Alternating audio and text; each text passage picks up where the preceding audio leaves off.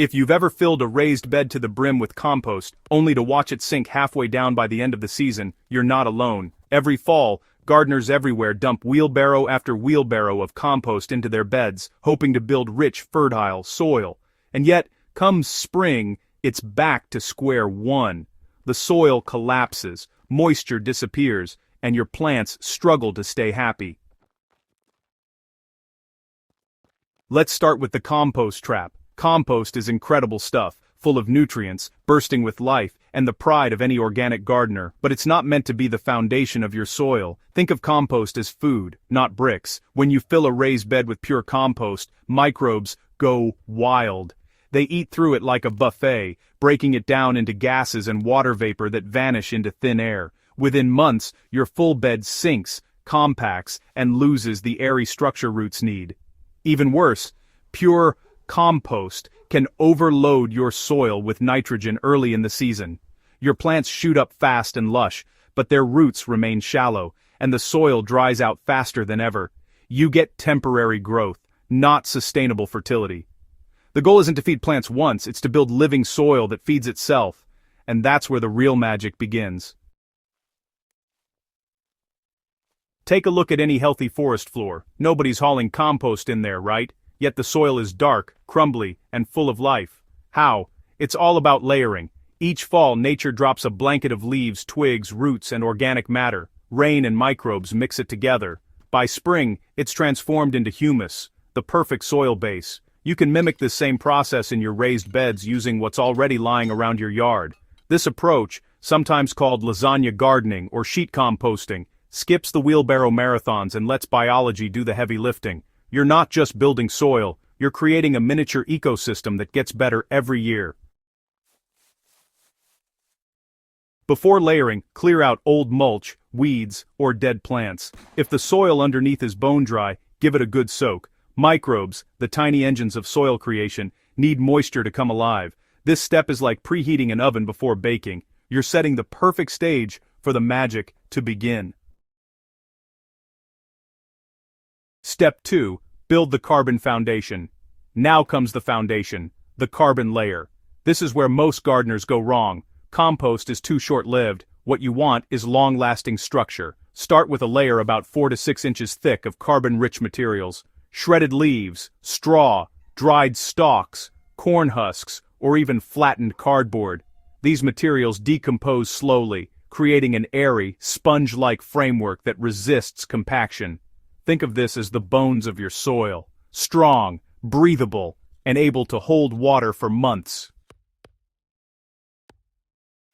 Step 3. Feed the microbes with nitrogen. Next comes the fuel, nitrogen-rich materials. These are your fresh green ingredients, grass clippings, kitchen scraps, coffee grounds, or old garden plants that haven't gone to seed. Alternate between your carbon and nitrogen layers, aiming for a 2-to-1 ratio by volume. 2 parts carbon to 1 part nitrogen. This balance keeps microbes happy and prevents sour smells or slow decomposition. As you build, lightly water each layer to ensure even moisture. Not soaked but damp like a wrung-out sponge. What's happening here is beautiful. Carbon provides the scaffolding, nitrogen gives the energy, and together they create the perfect environment for life to bloom underground. Step 4. Kickstart with microbes. Here's the secret most gardeners overlook. Microbes don't just appear out of nowhere, they need to be introduced. Between each layer, sprinkle a handful of healthy garden soil or finished compost. This seeds billions of beneficial decomposers ready to colonize your bed. Want to take it up a notch? Make your own microbial activator. Mix 1 tablespoon of lactic acid bacteria serum and 1 tablespoon of fermented plant juice into a liter of non-chlorinated water. Pour this magic brew over your layers as you go. This gentle inoculation wakes up your soil community and speeds up the breakdown process without burning off nutrients the way hot composting does. Once your bed is layered, top it with a thin coating of soil or compost to seal in moisture. Give it a deep, thorough soak, and that's it. You're done. Now for the best part. You get to let nature take over. Throughout the winter, earthworms, fungi, and bacteria move into the layers you've built. They chew through organic matter, converting it into stable humus. The bed slowly sinks, not from loss, but from transformation. By early spring, you'll have dark, crumbly soil that smells alive. Instead of disappearing, your bed will be filled with structure, moisture, and nutrients locked in place. It's the closest thing to automatic soil building you'll ever find. This process doesn't just create good soil, it creates a living system. Every layer you add becomes home to an underground network of organisms that feed, breathe, and reproduce right beneath your plants. Fungi weave high-fall threads that connect roots to nutrients. Worms tunnel through, improving drainage and aeration. Microbes convert raw material into stable organic matter that stores nutrients for months.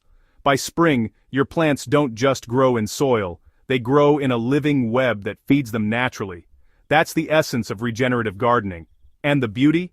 You can plant directly into this bed come spring. Just rake back any rough material on top, sprinkle a thin layer of compost or soil where you'll plant, and let the decomposition continue beneath your seedlings. In cold regions, protect your raised bed through winter. Cover it with a breathable tarp, frost cloth, or even an old blanket. This keeps moisture consistent and shields microbes from deep freezes. In warmer areas, a simple mulch layer of straw or shredded leaves will do the trick. The goal is to maintain a stable, moist environment where decomposition can keep working slowly and steadily. If you want to go the extra mile, sprinkle rock dust or seaweed meal before covering. These minerals act like vitamins for both plants and microbes, ensuring your bed is balanced and nutrient-dense when spring arrives. And if you're short on organic material, don't sweat it. Substitute with what you have: wood chips, rice hulls, shredded paper, or aged sawdust. Just keep that 2-to-1 carbon to nitrogen ratio, and your bed will thrive. By spring, you'll notice the difference immediately. Your soil holds moisture longer, your plants grow stronger roots, pest and disease issues fade as your soil's microbial web strengthens. This isn't just about skipping compost, it's about working with natural processes instead of against them. You're not importing fertility, you're growing it right where your plants need it. Every fall, just repeat the layering process, topping up with new carbon material and letting nature handle the rest. Each season, your soil gets richer, darker, and more alive. That's the beauty of the SoilSage way. Less hauling, more growing.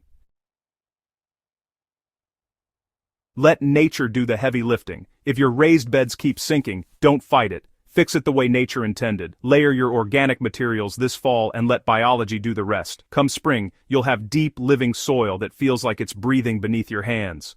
No endless compost runs. No wasted money. Just smarter, regenerative gardening that gets better every year.